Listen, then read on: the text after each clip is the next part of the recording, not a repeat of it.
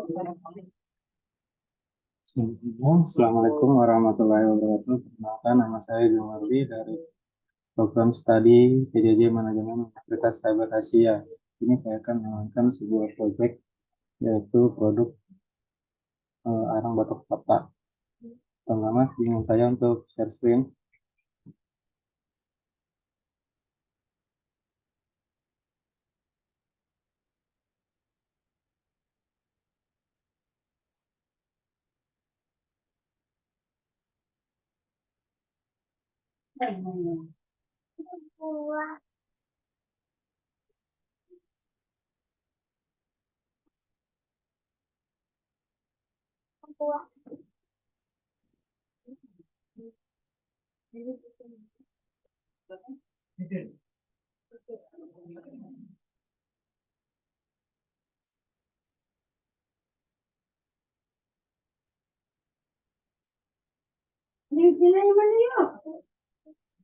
Iya, ayo ada dua, ayo. Coba tinggalin lo. Hah? Tinggalin apa? Itu ikut. Hah?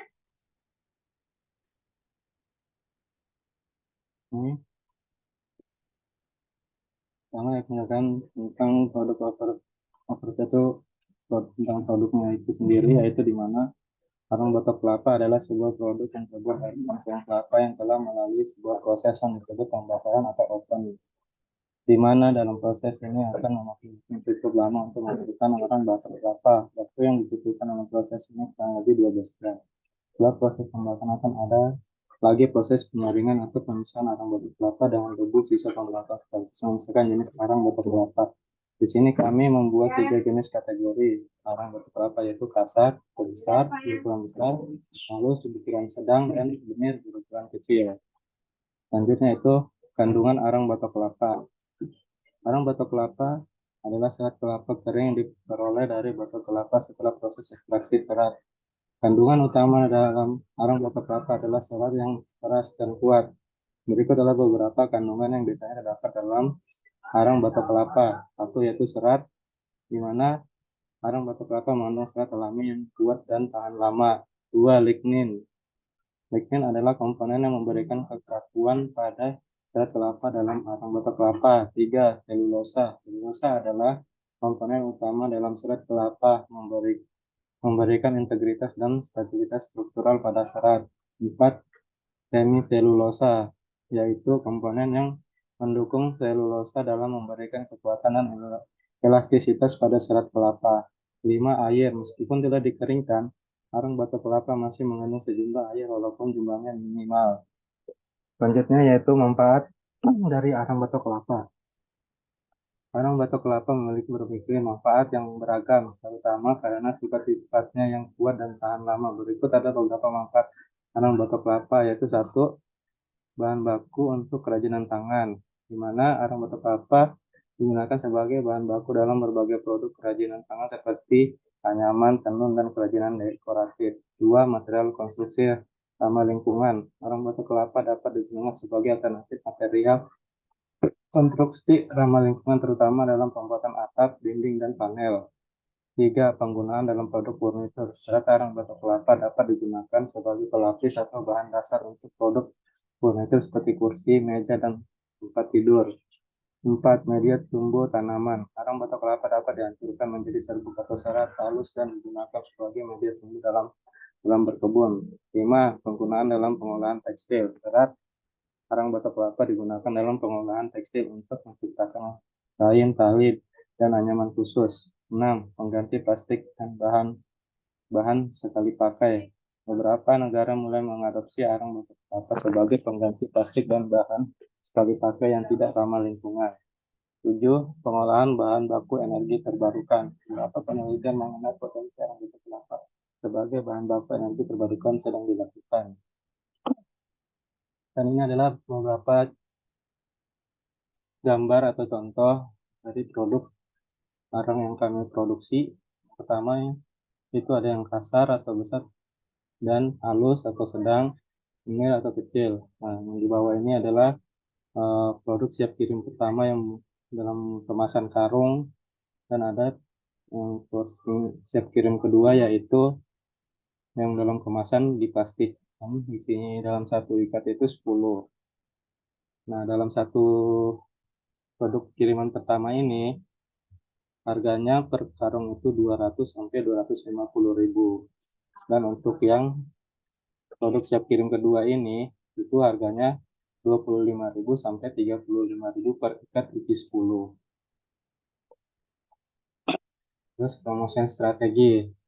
Dalam pemasaran produk karang batok kelapa ini saya melakukan strategi pemasaran dengan cara membagikan kartu nama kepada target konsumen melalui media sosial seperti WhatsApp dan Facebook. Menurut saya, dengan cara ini sudah cukup berhasil dalam mencari konsumen yang saya inginkan. Hal ini dapat saya katakan berhasil karena saya sering kewalahan dan kekurangan stok arang batok kelapa dalam memenuhi kebutuhan konsumen saya sendiri. Selanjutnya, consumer profile.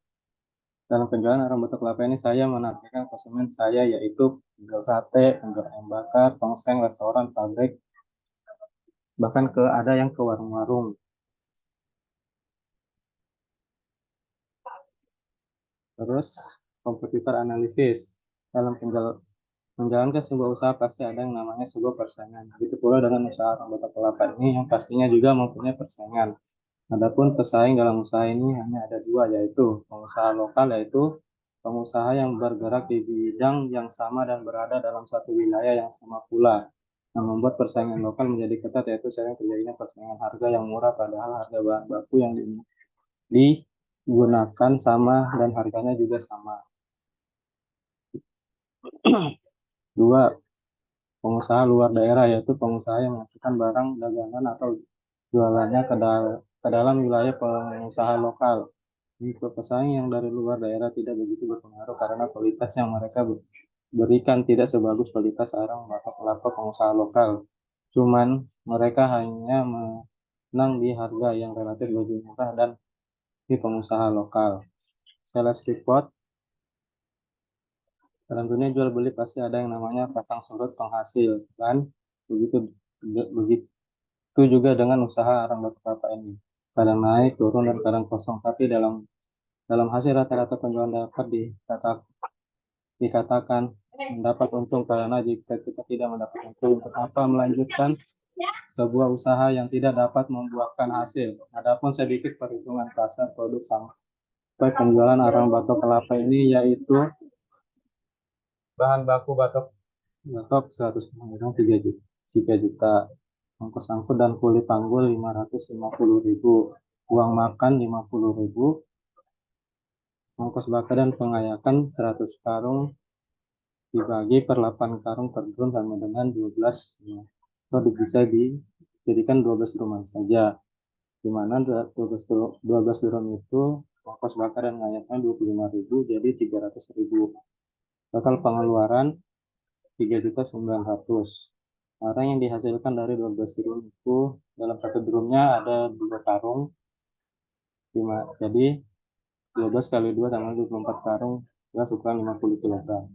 Harga per karung itu 200.000, jadi 200 dikali 24 karung dengan 4.800.000. Jika terjual ongkos kirim arang ke konsumen per karung 5.000, jadi dikali 24 karung sama dengan 120.000. Keuntungan, jadi kita mengambil 4.800.000 dikurang 4 dari total pengeluaran dan ongkos kirim ke konsumen 4.020.000. Jadi keuntungannya itu 780.000 per 3 hari. Di sini dikatakan per 3 hari karena dari proses pembakaran dan pengeringan itu hampir memakan sampai 3 hari. Jadi jika dikali dalam 1 bulan sama dengan 30 hari dibagi dengan 3 sama dengan 10. 10 dikali 780.000 rupiah sama dengan 7.800.000 per bulan. Itu kurang lebih. Mungkin itu yang dapat saya sampaikan dalam project based kewirausahaan ini. Terima kasih. Assalamualaikum warahmatullahi wabarakatuh.